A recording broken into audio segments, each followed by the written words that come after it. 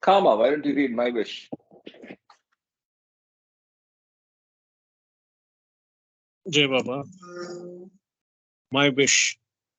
The lover has to keep the wish of the beloved. My wish for my lovers is as follows: do not shirk your responsibilities. Attend faithfully to your worldly duties, but keep always at the back of your mind that all this is Baba's. When you feel happy, think Baba wants me to be happy. When you suffer, think Baba wants me to suffer. Be resigned to every situation and think honestly and sincerely. Baba has placed me in this situation with the understanding that Baba is in everyone. Try to help and serve others.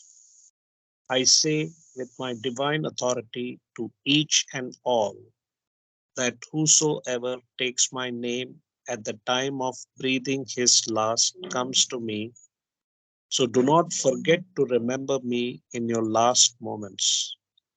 Unless you start remembering me from now on, it will be difficult to remember me when your end approaches.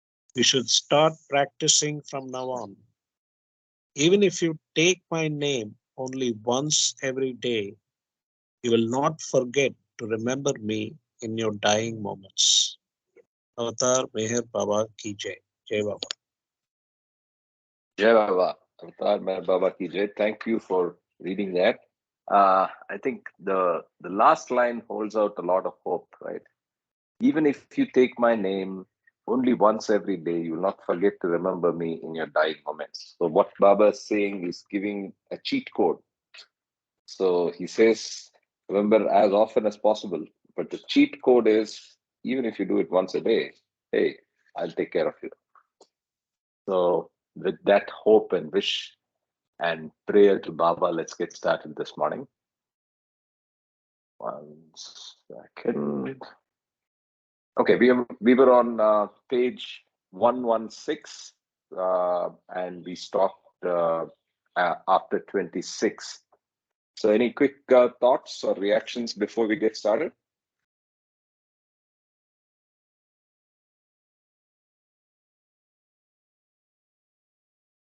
No. So let's start.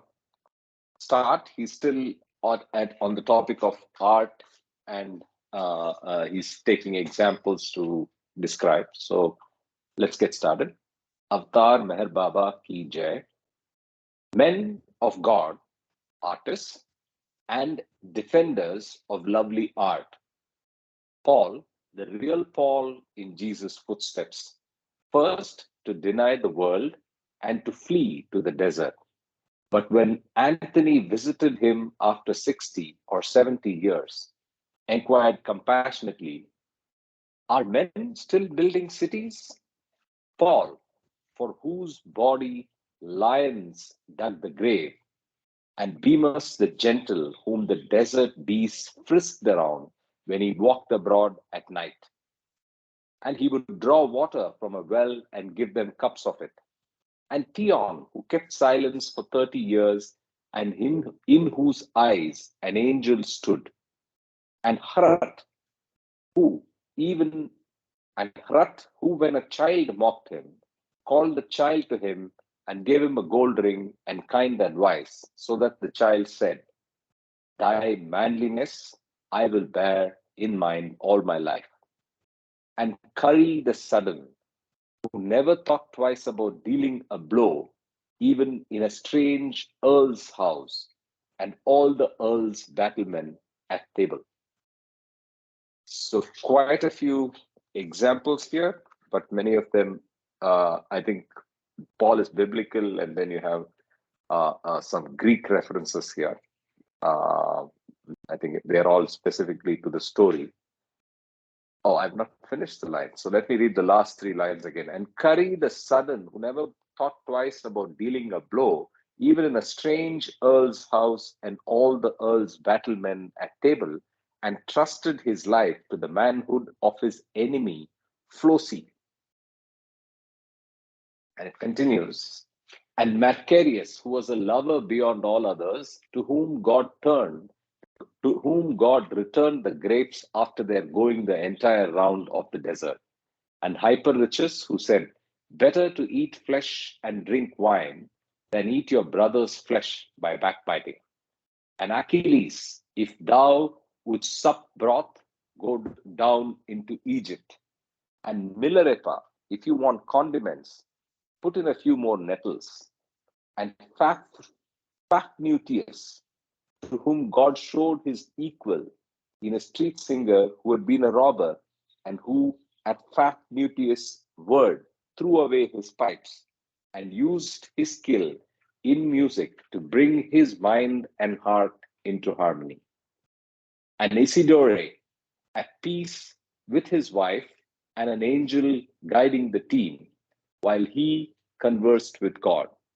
And Flossie, whose rotten ship was seaworthy, enough for an old man to die. And Jal, lawman and man of love, who slew none, but accepted his own slaying. And Berthora, his wife, who met death bravely with him. So all examples of the right kind of art. 29. Light, light, Lu subdued the floods. Rama threw a bridge across them. Noah outrode them. Light, light, light on grass and leaf. Petal light of pink and white in the spring. Fruit light of early summer and summer. Snow light about the feet of Taishan or Meru. Moses' woolen shirt, according to Al Junaid. Telemachu's woolen shirt. Milarepa's shirt of woven angel's breath. Light, flood of the mind, and dress of the soul, the movement of which in a man through his hands or speech is called art. Beautiful. The golden age, time of the reign of virtue, is in perpetuity, as Bhanu Das showed the false worshipping king in respect to Pandharpur, and paradise is merely the passing landscape of nothingness in the mirrors of the perfect masters. And to use his analogy further, the perfect master will be driving a car, right? So he sees them as a passing paradise, passing landscape, but he knows it's nothingness and he's just seeing it in the mirrors. But the light, the thing to watch out here is this definition, which is very beautiful.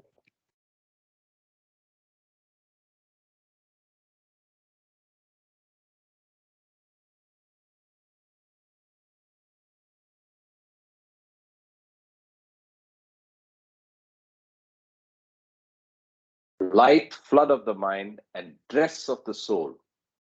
But then he goes on. The movement of which in a man through his hands or speech is called art. So, yeah, beautiful, positive interpretation of art. Unless a man takes his stand against the world of a dying civilization, unless he stops discriminating the patterns of shadow and turns his face to the Son of the living God, he shall in no wise grow his life into a harvest against his old age and for others. He shall in no wise become a singer of lovely song, a devotee praiser of Avatar's deeds, nor shall Sophia, with bangled arms and smiling sweetly, come to him and kiss his mouth into an awakening. Unless a man sits down and stops fattening his guts, a convenient symbol of the gross plane, he shall in no wise avoid ruinous belly fat poverty.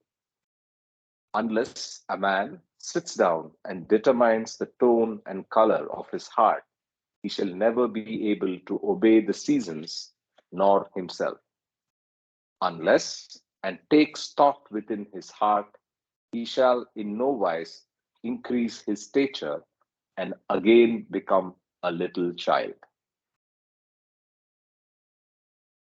Shave your head and pour dust upon it and wait until he calls, for any other mirror but him will deceive you and keep your ass plodding up the dusty road. Sit down like a plant and wait his sun, for all other suns rise only to set. The lover waits for the night, for only then does beauty become visible, and his ardor is decorated with kisses. To him, day is night because its light leads into darkness, whereas night is day because therein shines his true love. It is because the lover is immature that the beloved draws a veil of beauty over the face of his truth. It is because of this veil that anguished idleness begins. But when the lover sees Leela's face in the roadside dust, the beloved weeps one tear in which the lover is drowned, smiles one smile which becomes the lover's illumination.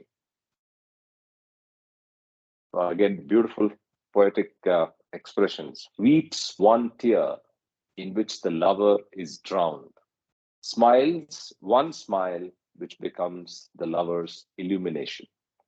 And then the idea of dark and light, and where he reverses the darkness to be the place where the beloved is, right? So he reverses the light and dark analogy to the other side from the previous sonnet.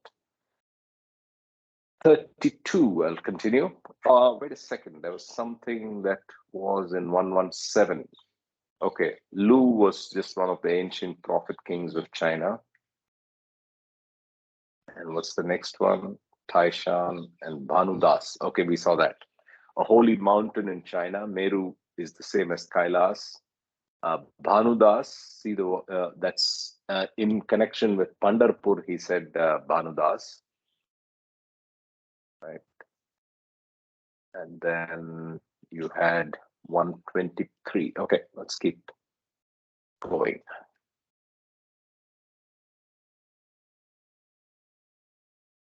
Okay.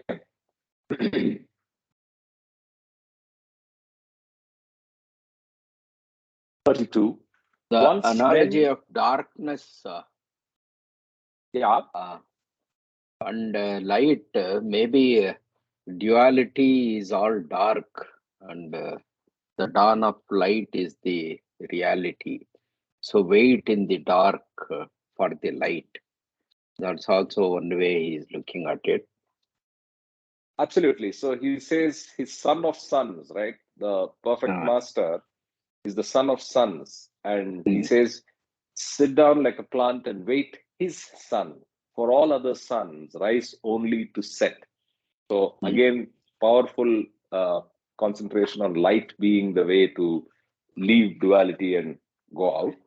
But then when he comes to the lover, he says night is where you need it, right? It is because to him day is night because its light leads into darkness, whereas night is day because therein shines his true love. It is because the lover is immature that the beloved draws a veil of beauty over the face of his truth. It is because of this love, and then it goes on. Yeah. Okay. 32.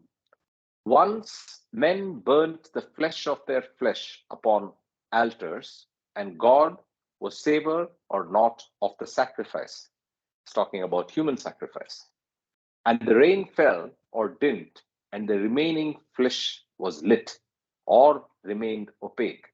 And the devotee took the sun path to immortal self, or the moon path another birth, wrought their lives in likeness of God's creativeness, told stories in stone and words of avatars' lives, his acts of compassion and loveliness, so that wherever people looked, they saw images of God. Then Men started telling stories about men, and characterization and situation took the place of the attributes and deeds of God. The fields of light, the battlefields of the soul, Kurukshetra, became the wars of men fought for some woman or a strip of earth. O Helen, thou lovely one, hiding truth in your bright curls. So he says, historically, we started by singing the praise of the perfect master and the gods, but then slowly it went to, then men started telling stories about men. And then it degenerates where, so again, it's this whole uh, uh, larger point that Francis makes on art should always be about God. So art, if you're writing and singing poetry or talking about other people, then it's inferior to art, which is about God. That's the point. Yeah. Kurukshetra is a very beautiful example, actually. So winning the life's war through the righteousness that the Pandavas represented. Correct. Beautiful example, actually. I loved it. Beautiful example, but the context with which he says it here is on the context that as though it is a war of men fought for some woman or strip of earth, which is not what it is. So he says, So basically, war for Maya, na? War for Maya. Exactly. Maya. Kurukshetra's representation is a war for Maya. Maya. And Pandavas represent the righteousness. And, the Lord was with the righteousness. He was with Arjuna.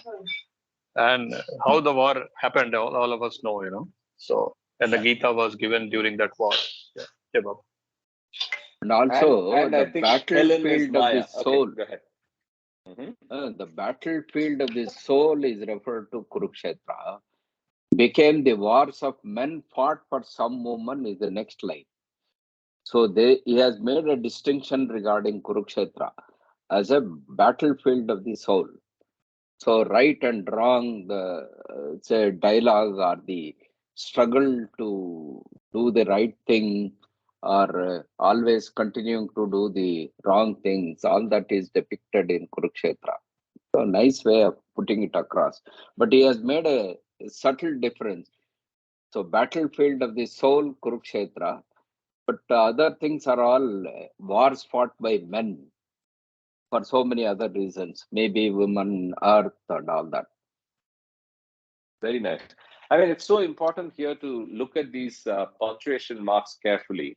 So he uses commas, semicolons, and colons very, very, very, sensitively. So we'll have to be careful, like you rightly picked up. Like you rightly picked up. Yes, thank you. Jai Baba, I'll give you a Kriya Yoga interpretation. See, the battlefield, there are two types of battle. One is the inner battle of the spiritual realm and the outer battle of the material world.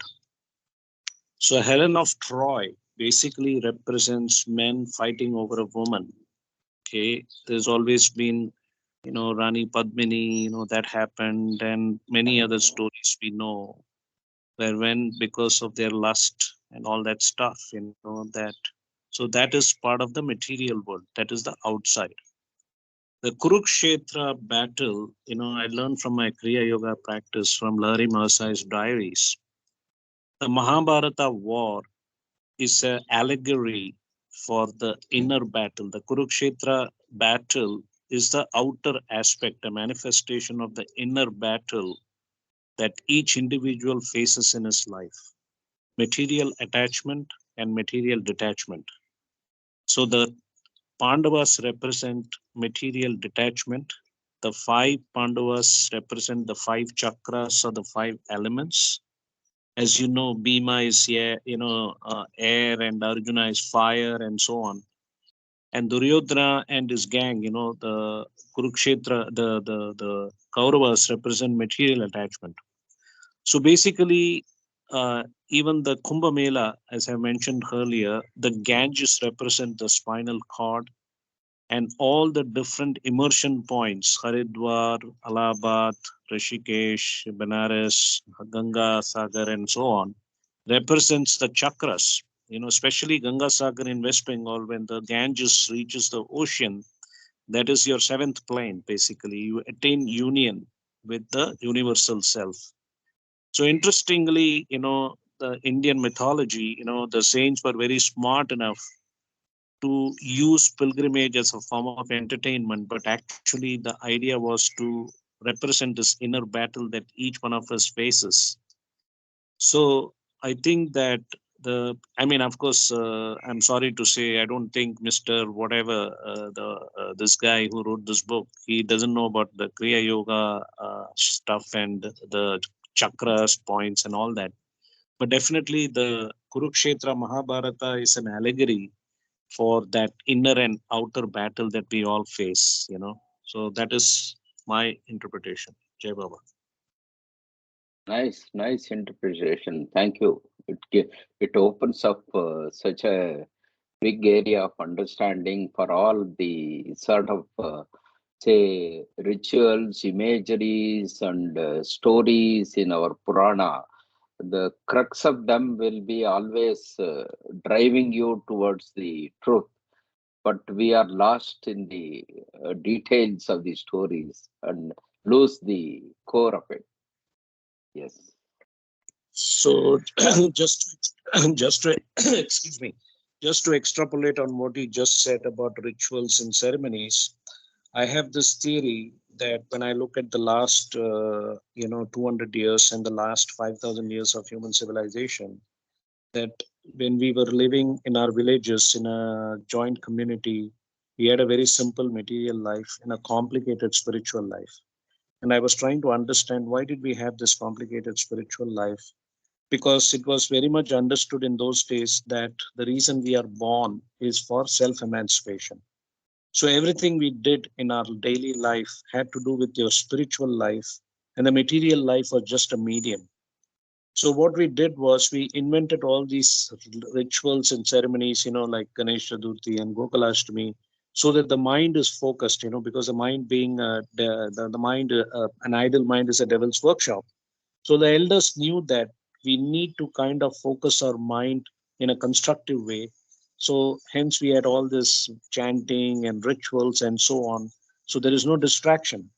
But now what has happened in the last 200 years after the Industrial Revolution, which I said went for 150 years, then the Information Revolution, which went for 45 years from 1950 to 1995, and then the knowledge economy, 1995 to 2015, then the smartphone took off. Now we call it the creative economy, Industrial Revolution 4.0. So today we have disruptive technologies every 7 years. Now, the funny thing about life is we only have 24 hours, 16 hours, which has been going on for the last 5,000 years. And now people, what do you do? Like the first thing you do is when you get married and have children, you're worried about your children, which school they will go to, what kind of career you'll have, your investments, your insurance, and all the BS that is going on. And interestingly, Baba, I kind of found out why Baba said, like, you don't need all these rituals anymore, because now it's simply about relationships, how to be loving to people, love and selfless service, because you're seeing the self in everybody else. Try to love your enemy, in whatever sense it is. So it's all a game, like I said, the game of duality to get over duality, God plays G to G. So in a very interesting sense, now rituals and all these things don't have any meaning. No, actually, they have meaning initially, like a kindergarten, but we have to drop it off so that we can actually, I look at the Ramana Maharshi principle, self-inquiry, self-investigation. Unless you have self-knowledge, you don't know how to play the game. So that is why I think God Speaks discourses are very important literature for every individual to read, because you don't need a guru like a medium. These books actually allow you to investigate, analyze, contemplate, introspect, reflect, and actually reach the goal of basically getting rid of the ego, manonash, annihilation of the mind, real fana, first stage of real fana. So I think all these things come down to only one basic thing, getting rid of our ego. And that is why I think what you rightly said about rituals, they had their meaning, they had their purpose, and but we don't need to get attached to them anymore. Jai Baba. Jai Baba. Yeah, I think go away to the kernel, leave the husk, like Baba Yes. says. Okay. 33. Worshippers of Ares we became. Ares, I think, is the god of air, I think. Uh, Ring barkers of forest silences of Buddha, obliterators of the pilgrim route of Jesus, defiling the lovely head of God in the dust, Dante, even confining his friends and prophets in his own mind hell. By God, you would think any fool would know that the characters in the Old Testament and Iliad were the heroes of God overcoming the forces on the plains of Him, intent on love and glorious sacrifice, and the path conquerors. But we had been listening to Paul without angels' tongue railer. But we had been listening to Paul without angels' tongue railer and tinkling timpanists surrounding the lovely theme of Jesus with arpeggios of disorder. We had imported works of decadent Greeks and paunchy Romans and invented literature and harnessed our space poets of science into making kitchen gadgets and guns and exploiting petroleum potential. So we took the wrong inspirations and went down the wrong paths and went down the decadent Greeks and paunchy Romans, started, I think he's clearly referring to kitchen gadgets like microwave ovens, which use the radiation technology that we learned.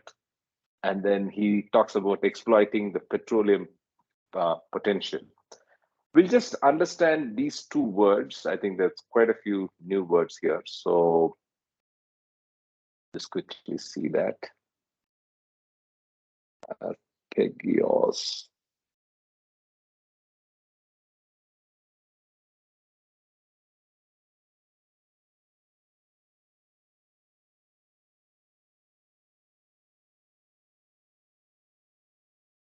One second. Sorry.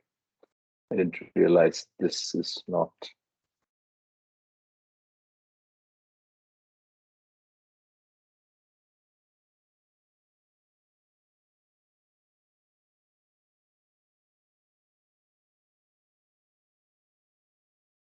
That is the word, right? Yeah. So notes of disorder. So notes of a chord played in rapid succession, but then repeatedly played and it's in disorder, is what Francis is saying. And there were two other words that I wanted to see in his own. The angel's tongue. Timpanist. Timpanist. What is a timpanist?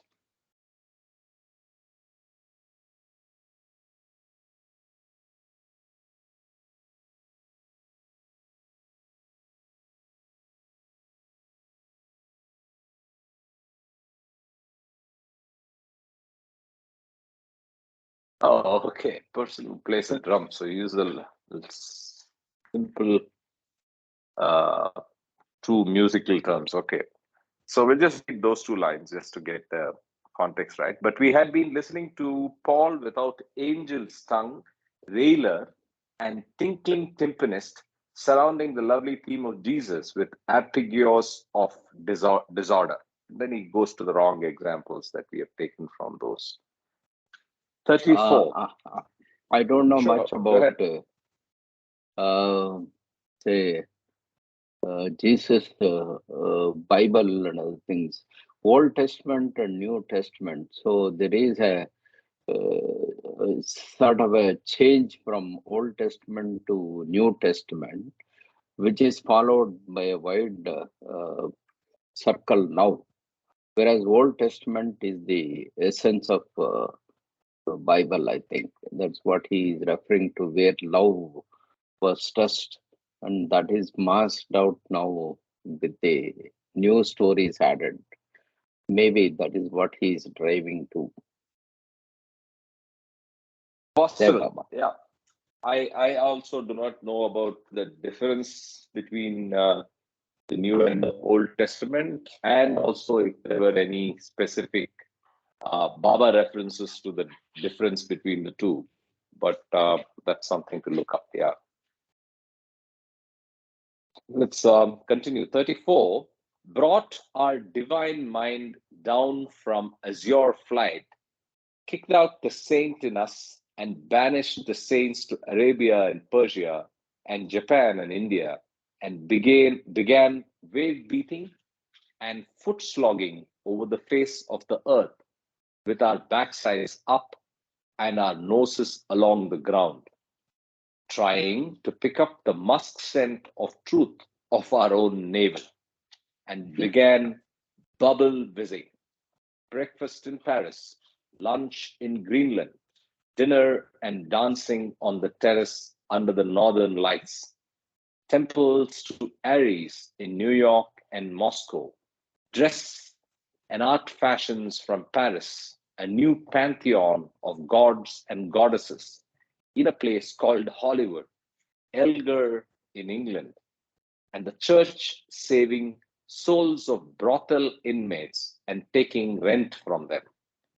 USA, Big Brother aid to the whole world, using 1,000 steel helmeted troops to subdue a township and coming second in satellite race.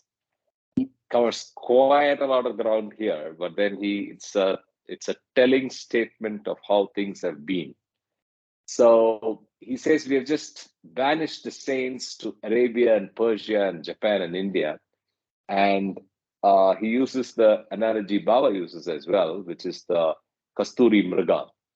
So we have pick up the musk scent of truth of our own navel. So we are on the ground and trying to smell our own, find our own navel. And then he gives again the example of breakfast in Paris and our fast-paced lives where we're trying to do so much in a day. And then, yeah, this is a beautiful phrase. And the church saving souls of brothel inmates and taking rent from them. So there is the practice. Probably he's referring to the practice of the way where you could pay to undo your sins, right? So you could pay a tax to the church. This was what the church imposed. They said that you could come and confess your sins and actually pay a amount, and then God lets you go. He forgives you.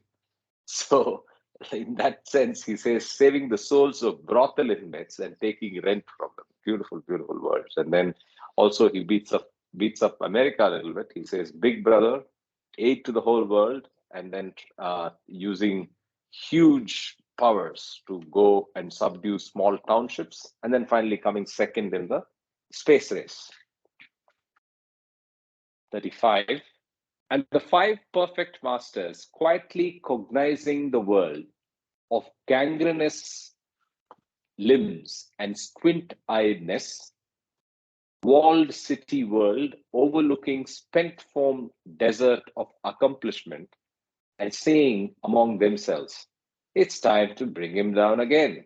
He, the avatar of God, for another spell of world truing and course setting, because his lovers cannot much longer breathe with any degree of comfort.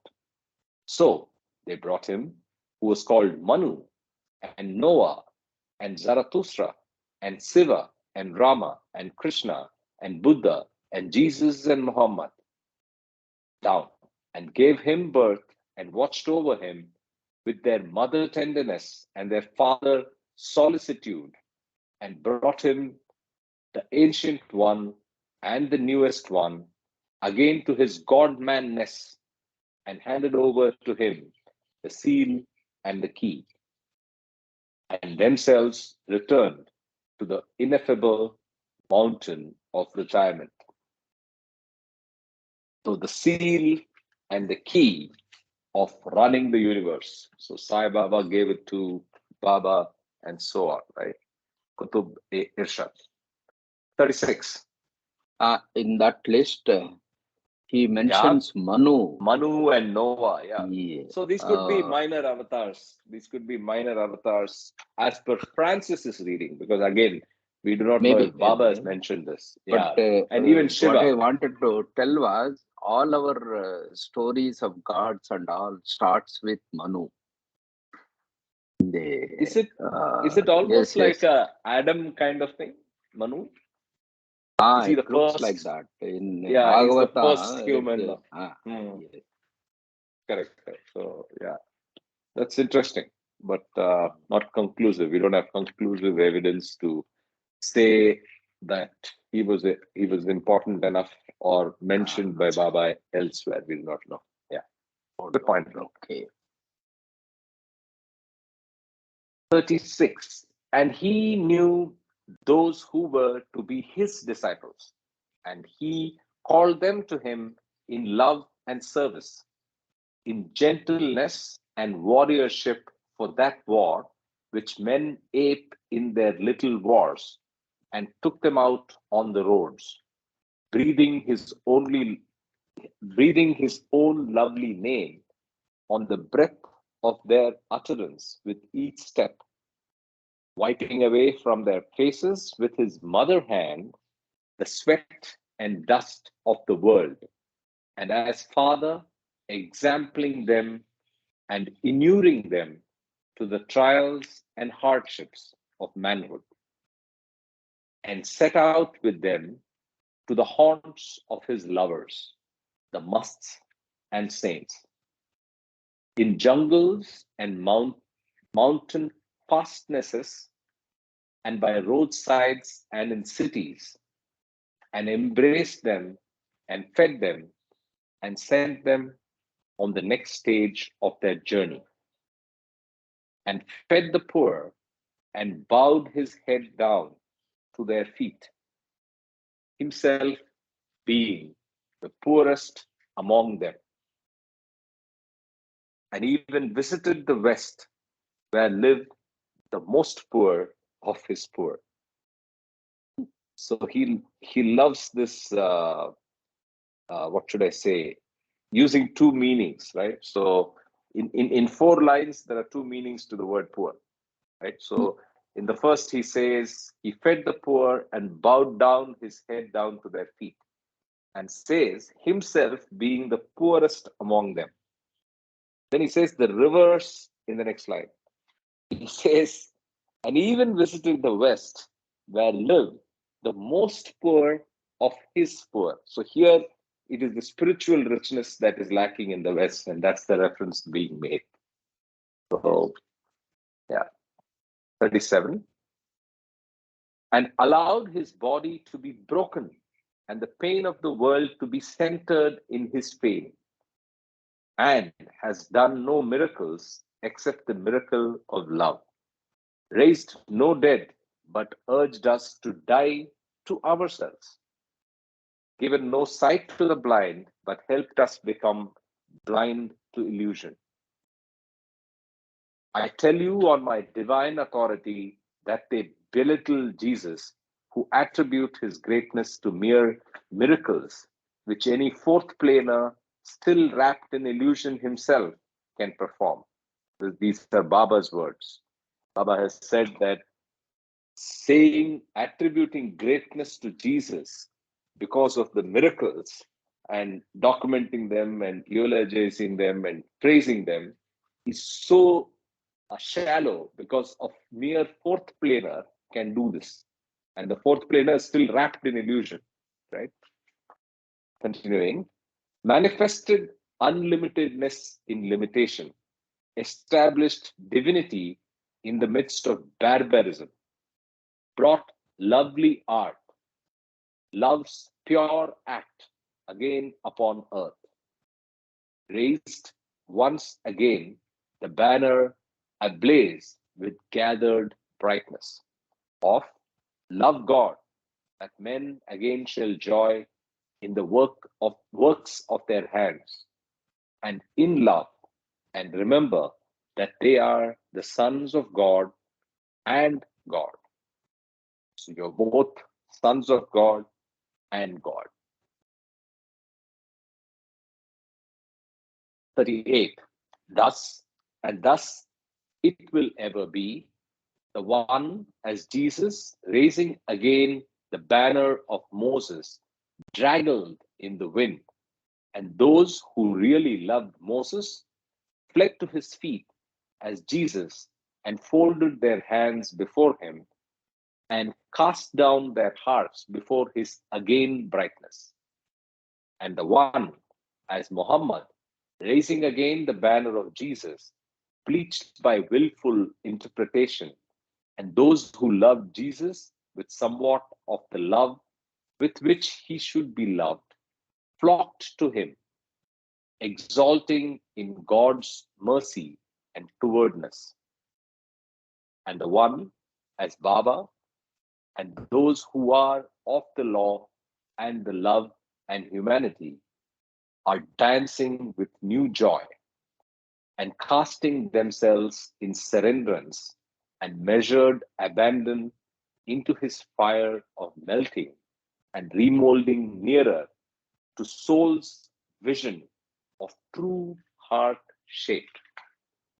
Thus it will ever be, the cry of the dawn and the weeping before the risen sun.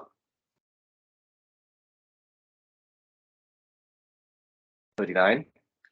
Because you are love, which is existence, which is knowledge, which is bliss. You always gave out the heart doctrine, love me, love me. But you have found it necessary also to take up swords and whips.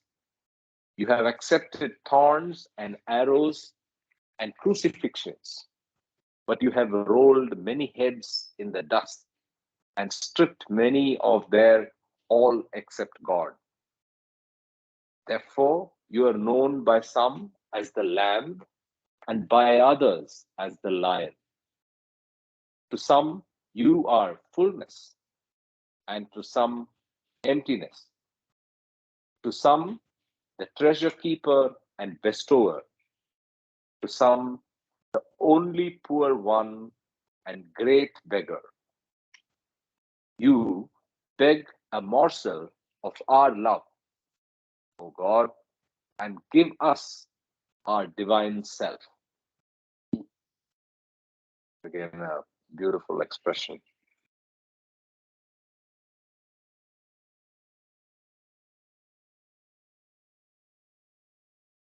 Back to art now, 40. Art is an act of love, a shock whereby the soul awakens to awareness of itself and understands that the world is the shadow of the real, that everything is passing except his face, and that all experience has but one purpose and end, to cause one to renounce the world as an empty dream.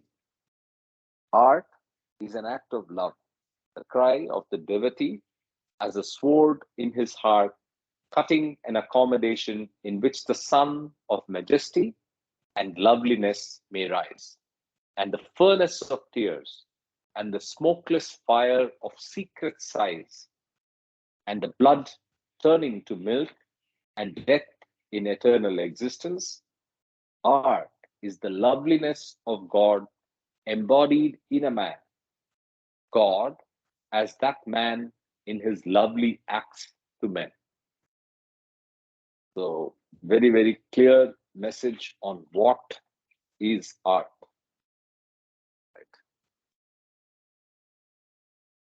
And there's another illustration. So that ends part 2 of the book, and we go to part 3. Anybody remembers how many parts we have in this? This is I think the this. no, part 3 of book 4. This is Yeah, I know. How many okay. parts in book 4? Book I think 4 4. is what? Okay. The I or this is the last one, probably. I don't know. I just scanned through last week, but I think this is the last part of the book 4. Yeah, I just went back to seeing this here. If you remember this slide, so there are 4 parts, and so we are now down to the last part. Parts each of the parts have 40 sonnets, and then we have the coda. So that's the last. So it's 5 books. The 5th book has 4 parts. We're just starting the 4th part. Clear? Yeah. Yep. Let's get started. So this is part 3. Sorry. So we have 40 of part 3 and then 40 more of part 4. Okay, let's get going. Part 3, sonnet 1. Return, O man, O brother and sister of me. Return, O myself, before the tide turns at his speaking, and we are carried by his Noah's flood whitherward like fools, drunk in an open boat on the ocean to the way of art and God. Stay with God, for he is not only the Almighty Creator, but our brother and friend. His counsel is better than the wit of men, for he is deathless, and men are born to die. He is knowledge and existence, and knows all the paths to him, and leads those by the short path who surrender their path to him. He stirs up and urges forward. He retards and holds back the right time. He drives one on to glorious victory. He hurls another into defeat. Andromache shall not receive of thee Hector Pelides' glorious arms, for this would be to rob Thetis of victory, whom God had promised. I remember that there is a note now. Andromache is the wife of Hector, the greatest champion among the Trojans. And yeah, so it's again back to Iliad. So Hector is I think Hector is the best swordsman and the best warrior. So there's some obviously story to link to that. And further, he says Pelides is Achilles, is another name for Achilles. Thetis is the mother of Achilles, and Achilles would rob Thetis of victory whom God had promised. So looks like there is a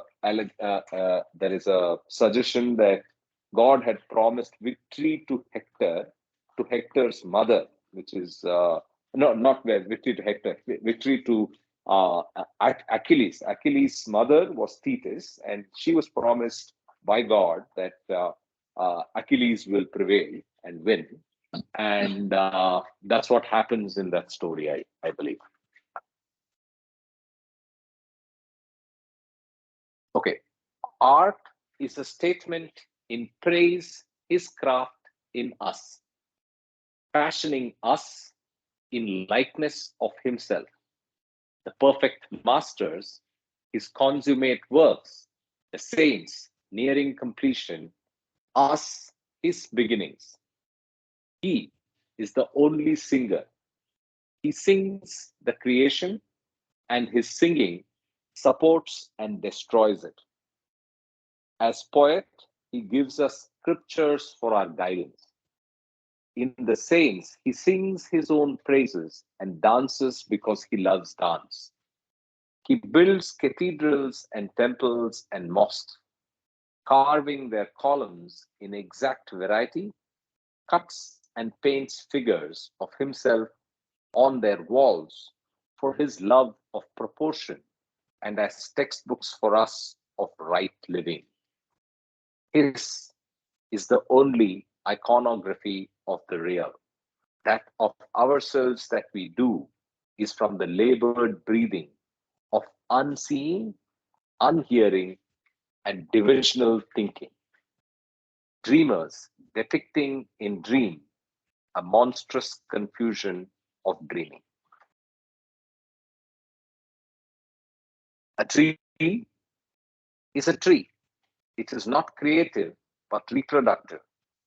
A man Karthik, is a yeah, uh, the last sonnet, first three lines are very sort of a definition of different stages or people in the different stages of the path.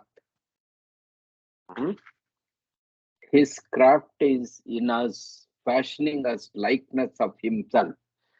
The perfect masters, his consummate works, the saints nearing completion, us his beginnings.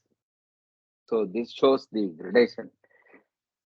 yeah, So we are in the beginning, then the saints who are nearing the completion in the yeah. different upper planes, his consummate works, perfect masters are doing his work, they are already there, fashioning us in likeness of himself.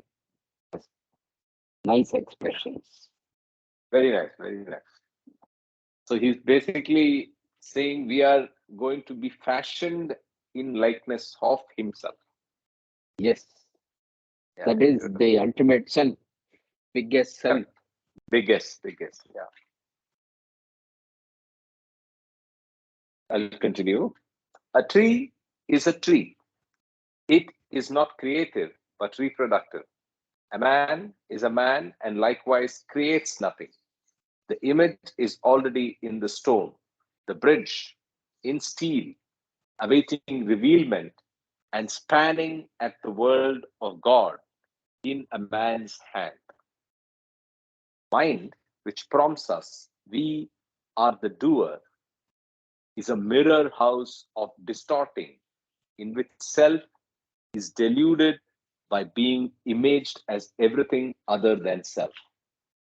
A man, as a man, can cease from foolishness and begin to love, begin to repeat the name of God in his heart, seek in his heart the beloved's lovely face, wait patiently for a word or a note or some intimation of his form, and make his many notes and words and outlines pleasing to love's ears and eyes.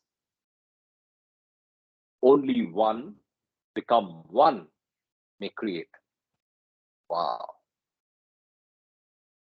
Only one become one may create. The only reason for reviving painful experiences is to mature one's outlook, not feed excitement in others, sowing in them the seed of future pain, excusing it as legitimate communication. And he who was to become the Buddha, the inspirer of his time, the rest and spring of men for the next 500 years, was sheltered from pain until his mature mind could grasp it and subdued it. Being dragged through hell by the heels or dreaming in vain dream, a star in lieu of a ripening breast. I'd liefer have a kiss on the moor, she said, sprawling a nude across a canvas in rebellion, or peopling dead woods with faded musk of dryad, are neither material nor impetus for art. Where is the Brahmin who taught me? What splinters of Brahma, by the grace of the true teacher, might have informed them? So he says all the wrong things that art has focused on, right? Uh, and he says, where is the true teacher and where is the true art? God made sense turn outward. Therefore, man looks out. Now and again, a daring man looks back and finds himself. Now and again, after becoming God, he speaks. This speaking is the first art. Often on the homeward track, as the divine image becomes clear in outline and volume, he sings its praises. This is the second art, the lovers drowning in the sweetness of love's smile. A Jesus, the way, an Ali, a door.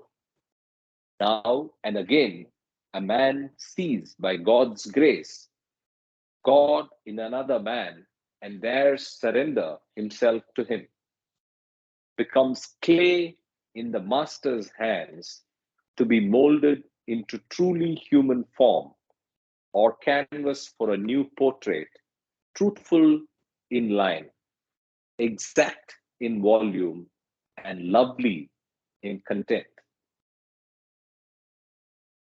Yeah, I was talking of surrenderings to master. Exactly. Yeah.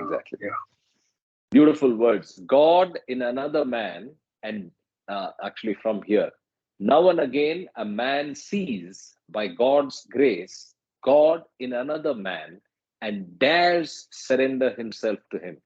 It needs a lot of courage. So I love the exactly.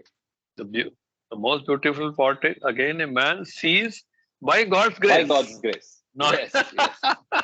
Every word is beautiful. Yeah. Very, very beautiful. By God's grace, God in another man and dares surrender to himself. So, in spite of the grace, you need a lot of courage to surrender himself to that master. And if he does that, he becomes clay in the master's hands to be molded into truly human form, or canvas for a new portrait, truthful in line, exact in volume, and lovely in content. So, true art.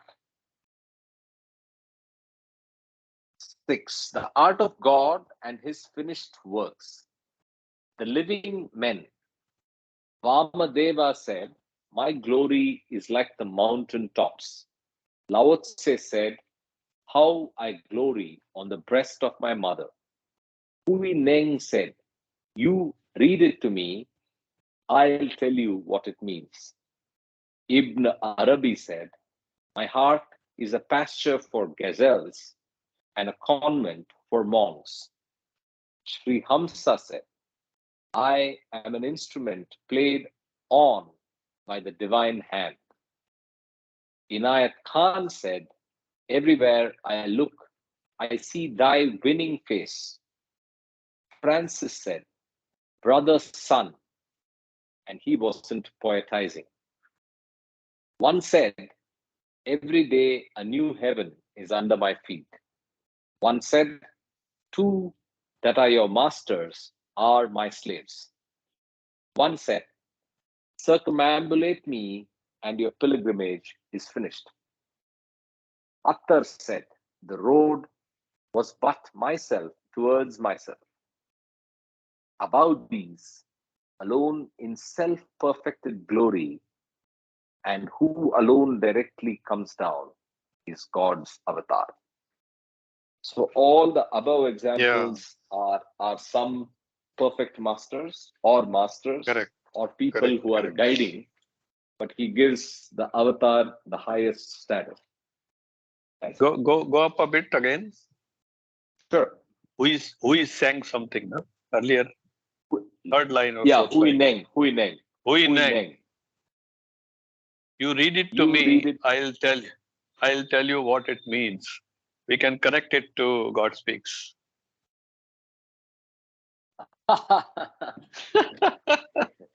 Yeah. Baba said, just read it. Grace. Even if you don't understand, just read it. Good one. Good comparison. So, is there something? Kathopanishad on 124.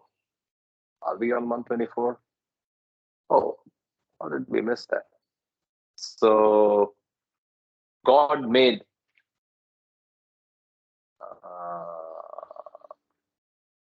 in likeness of himself, right? I think that's where Kathopanishad. And this also in this sonnet, Buddha's reference. The first time I came to the say awakening that Buddha's say going out of the family, looking at somebody in distress, was sort of some Brabazon working on Buddha. So making that avatar awaken to his yes. Reality, his real nature. Yes, yes. Good point. Yeah. So they've all And in this different one ways, example of circumambulate me and your pilgrimage is finished. This refers to Ganesha. maybe. Yeah. Maybe, yeah. Ganesha, possible. Yeah. Jai Baba, And but we don't know the yeah, we have to remember that each time the avatar comes, he comes with a prescripted divine plan. Yes. So nothing happens without a reason, whether it's a Buddha, Jesus, Muhammad, everything is pre-planned as to when he comes and which part of the globe he comes and what kind of operating system he kind of communicates. I mean, it's all part of the divine imagination, because if we are all part of the self, then it's basically an amusement that we are having. The self consciousness is having a kind of an amusement with itself. Like we say, creation wants to know itself. So the whole of creation is like an arena. We are like the gladiators, coming and playing our game and figuring out how to self emancipate. So to me, in the big picture, as we all know that Baba's avatar's definition is, he was also like us, a drop soul.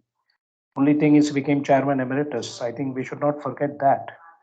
So he's just a coach or a guide for us, and we should basically go for union with the self, and that is the ultimate goal.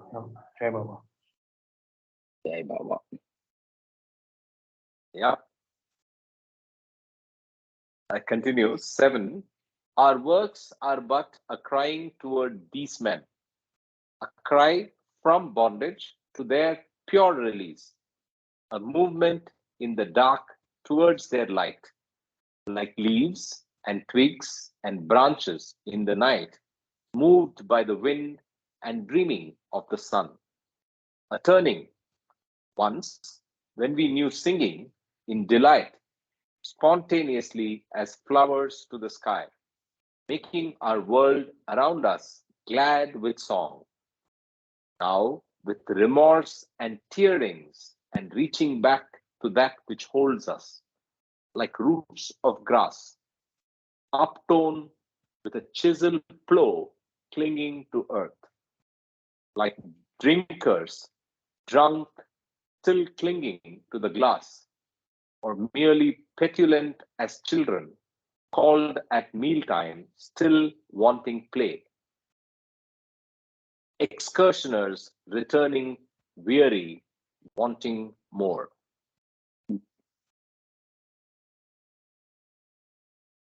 Beautiful words. I will continue. I think it was pretty straightforward, analogical, a lot of analogical references. 8.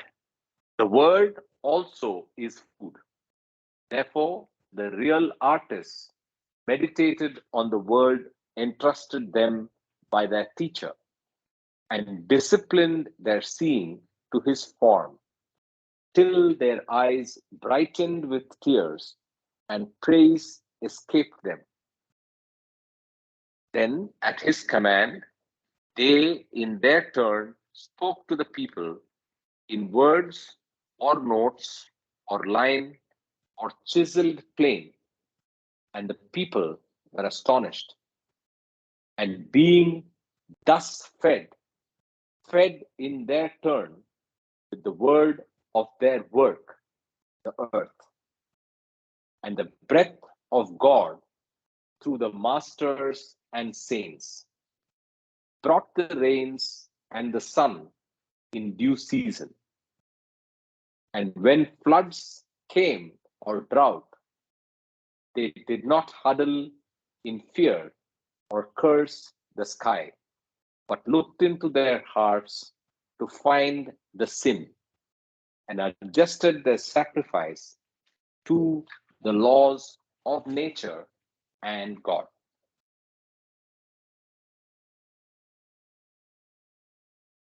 Without a word of the word in one's heart, without a reflection of his light, whose seventh shadow is the physical sun in one's eyes, that is, without the sacrifice having been made, which is savior to God, which is savor to God,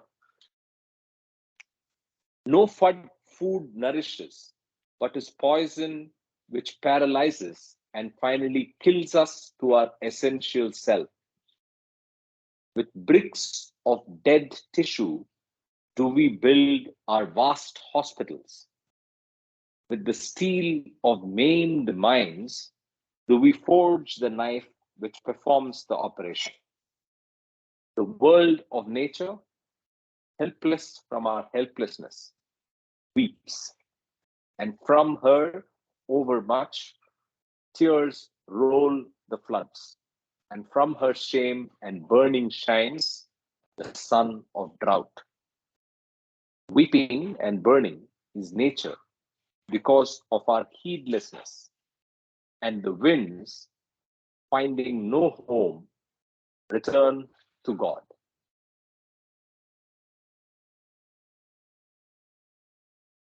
So, the artist, if he is to sing or write or paint or play in truth, in praise of love, may not himself, but first find the golden thread by which he moves, the lovely note from which he has continuous becoming.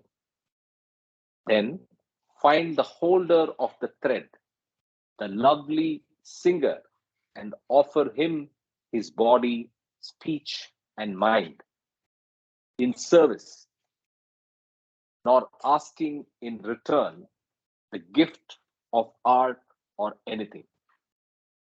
For even this finding and surrenderance is by grace, grace which puts us under eternal obligation of repayment. Heaven and earth move by the word alone, and it moves out from silence. The mover is the perfect master, who holds the thread which binds each one together in one gathered piece of movement, who sings the song which is our sighs and tears, our well directed thought and sudden laughter. So he describes perfect masters and our relationship with him. 11. Once we knew the lovely form and voice of art and trained our children to read its messages, cut in wind and fire and earth, and sculpted in fullness in the human form. Taught them the true sacrifice, down. Taught them the times of sowing grain in the earth, grain in the heart, and their proper tendons. Taught them the facts of irrigation of body, mind, and earth. Taught them the true scales and modes. Taught them the name of God, that name in us which made our songs, which danced before his altars in our hearts and guided our hands in cutting his memorials. But even then, at times, the blood, carrier of light, darkened and we lost our way. Then we prayed and offered the firstborn of our loves. And he came with his shining love again and retrued our vision and retaught his name. So if we forget, if we become weak in our resolve to keeping art to God and basically lose our way, the avatar comes back. And that's what he says here. 12. So to Muhammad's time, a journey continuous from us to God and direct from God to us. And for 1,000 years after, when the twilight of our present night set in, and we no longer worked and loved with our eyes upon the image in our hearts, we looked out and stared at the horizon, blank with promise of release from our restricted forms. We looked out and set out to no whither, with oars creaking in rowlock and flag hoisted beyond sail at masthead, wave beating the waves that beat upon our ships, scurvy and lice-ridden, our beards and eyes wet with salt of strange seas, and our weeping, not for yellow gold and fine silks and new foods to glut our glutting, but for a new God to enthrone above God, one greater than Jesus and Muhammad, who would not require us of sacrifice and prayer. 13. So he's talking of the journey of how humanity started looking for the next one. And we easily found him since he was also looking for us. In fact, he had accompanied us in our laborious ships and appeared on the land before us. When we landed and greeted us and initiated us in service, his name was Ares and his bedfellow Aphrodite. And they showed us the new altar building and its rites. But our seamen, thick-muzzled fools of the oar, still clung to Jesus, and we would sometimes come upon them secretly remembering him.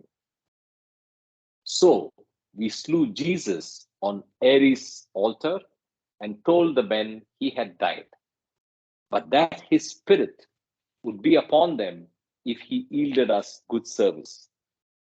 Christ Ares, two, but in reality, one. An Aphrodite's city to sack for our pleasure. And to please our men, we wrote them a book with tunes in it they could easily sing. Second.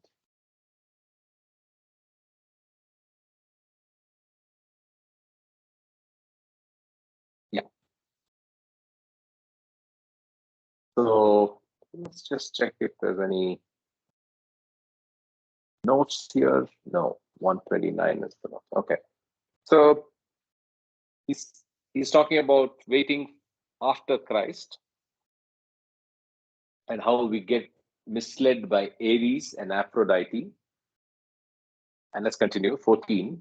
But because the word of God may not be denied, the words of his word, love one God and thy neighbor, think, speak, and act truthfully, and have compassion on all things.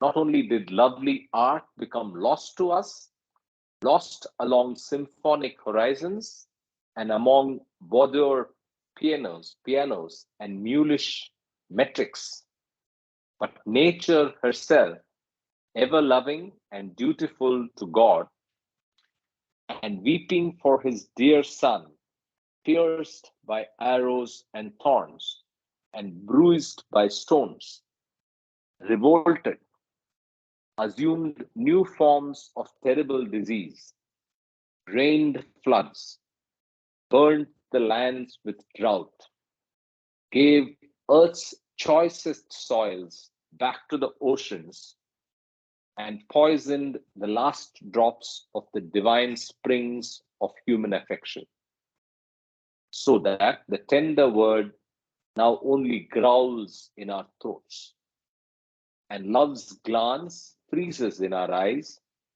or bulges belligerency, and our no parents' children sweep the pavements with their eyelashes looking for God. Beautiful. It Beautiful. is Absolutely. talking about how the humanity has disconnected itself from God. From God. So nature itself has taken a kind of a revenge on humanity, creating barren land, sea taking over land, and the diseases that have come up for humanity to face. Beautiful. Mhm. You must highlight Beautiful. this paragraph. Yeah. And as you said, this is about earth, nature.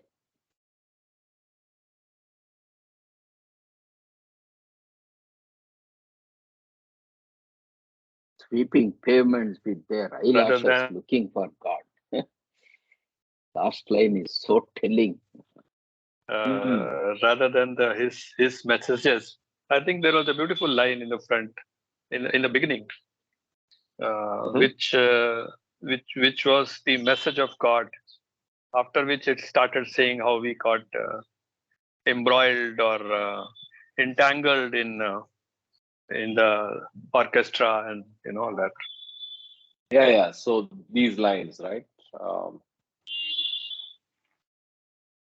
What are those lines? So much to the back. The 4 lines about love thy neighbor and all that. Correct. Yeah. Correct. Yeah.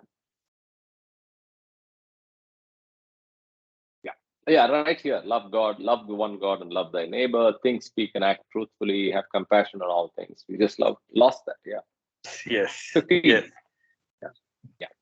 Let me continue. 15. With Renaissance, we denied the saint of us, left the house of love, and marched out, offending the earth with our shod feet and trumpets, and settled in foreign lands and occupied ourselves, feeding the swine of appetite, broke ourselves off from the tree of knowledge, and planted the branch in sour soil where it withered and died, peeled ourselves off from the stem of sweet nourishment, and found it trash in our hand. We made instruments of dissection and measurement to examine our condition and ask of the stars, built ships and planes, and journeyed round the earth and into the skies, and asked them, and drooled over non-finding in poetry and music, and painted our wretchedness into portraits of caricature, turned our universities, it says universe cities, into distribution centers of work tickets, and sent armies back to our parent house to loot its treasury.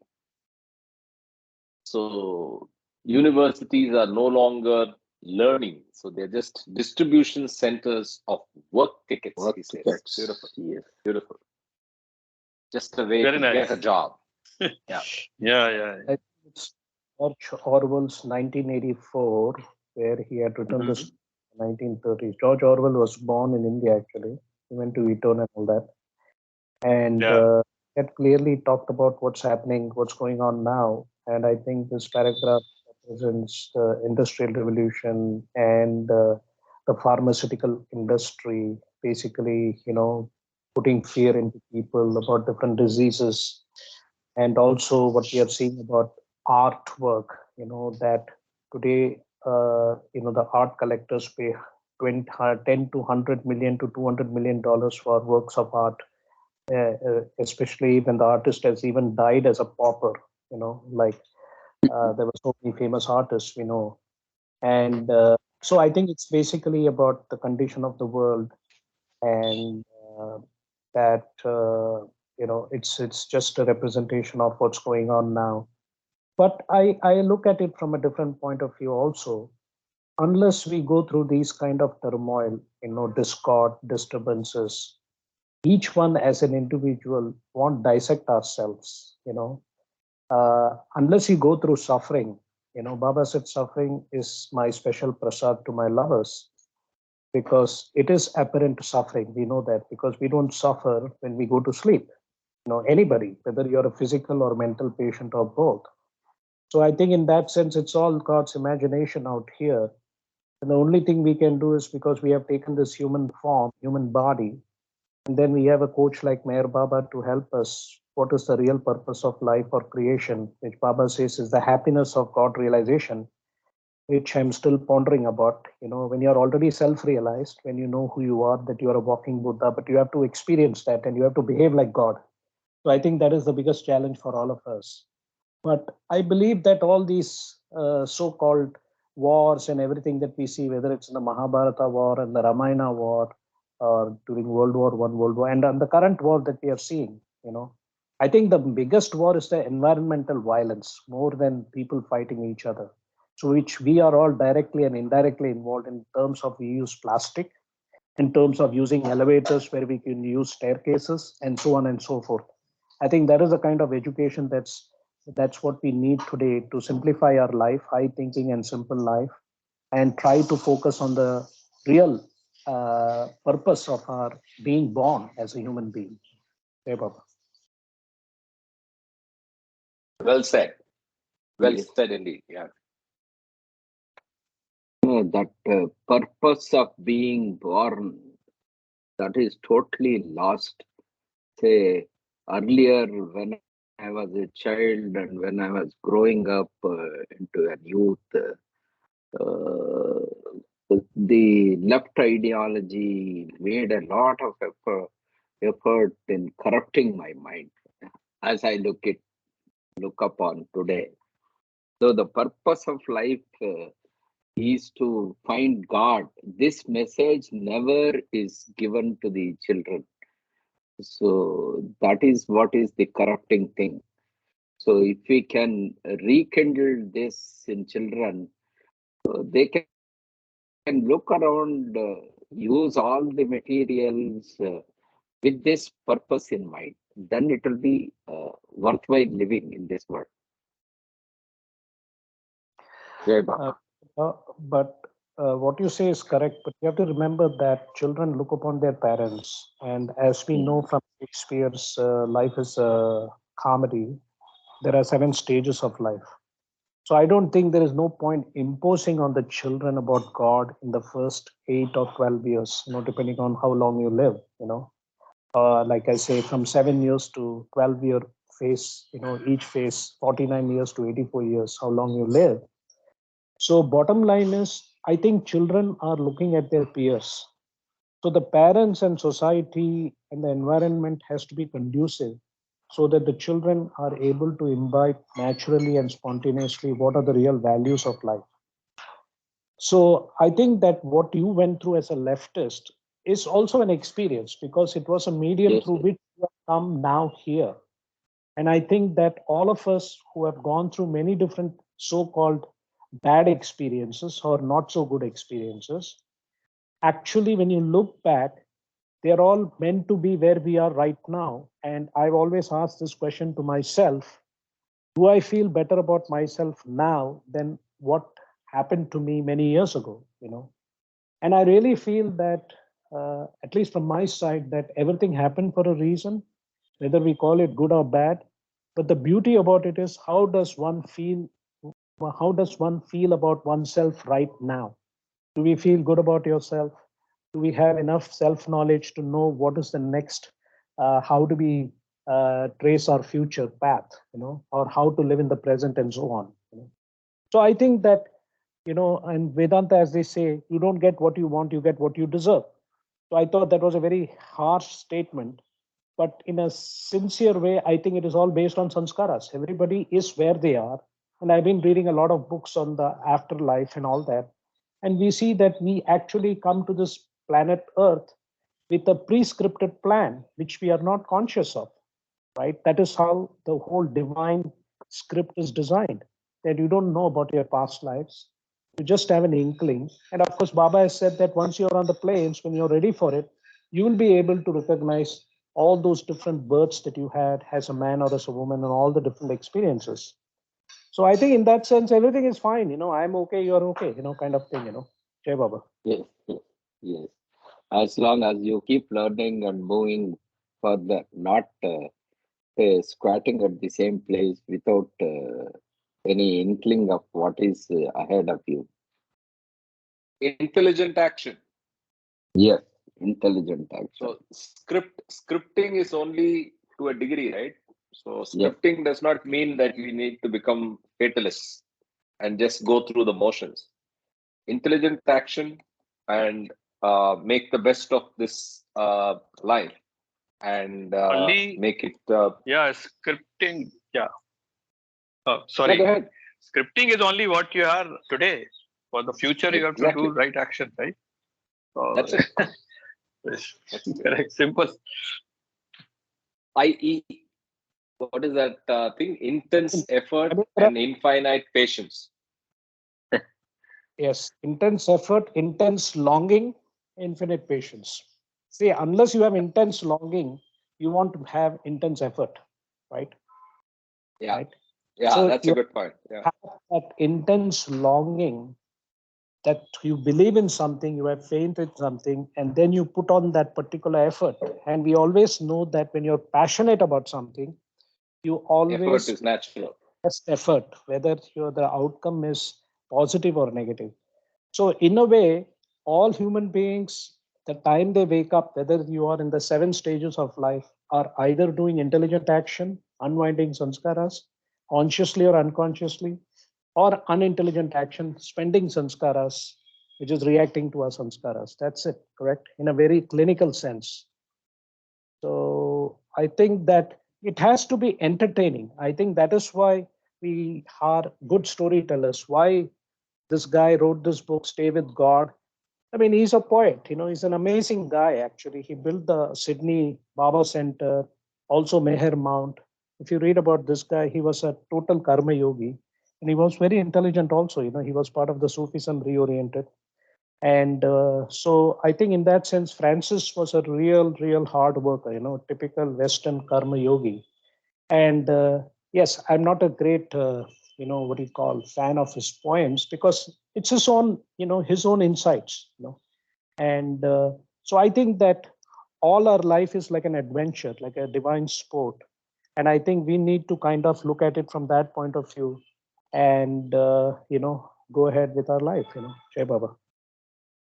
Yes, one small two-line uh, say intuition into me because of all this poetry being read and all. We start as a scripted body and we need to script ourselves for future soul. Jai Baba. Yeah, exactly. Just script.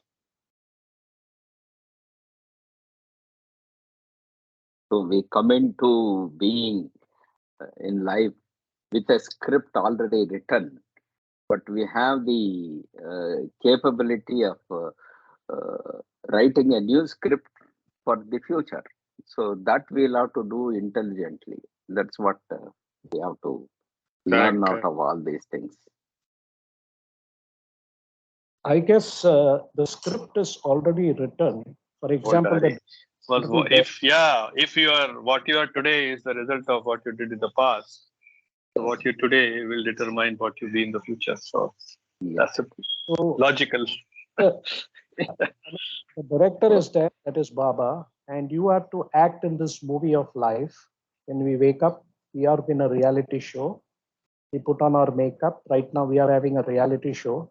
We are having this discussion. and hopefully feel good about it and learn something or unlearn our ignorance. So I think that the script is flowing by itself. You don't have to actually plan anything. The only thing you need to plan is your material life, your career and writing your bills and paying your income taxes. That is very much of the material aspect. Just like taking care of the body, you got to eat food. But in the spiritual realm, it is all about spontaneity, and being in flow. I mean, it's about being, not becoming. I hope I've sent that the link of Ramana Maharishi about who am I, where he's talking about uh, knowing consciousness and being consciousness. And then this other dude from Vedanta Institute called Sarva Priyananda Swami, he has a talk called Knowing and Being. And he said that knowing is being, which I think is wrong. But anyway, that's for another thing. But I will send you that link and listen to it because it's very incredible, that particular talk. Jai Baba. Yes. Thank you. Thank you. Jai Baba. Tomorrow I may not be, unfortunately, I may not be joining because I'll be traveling. Anyway, I will listen to the recordings later. Okay. Jai- Before I'll Yeah. just stop recording, but then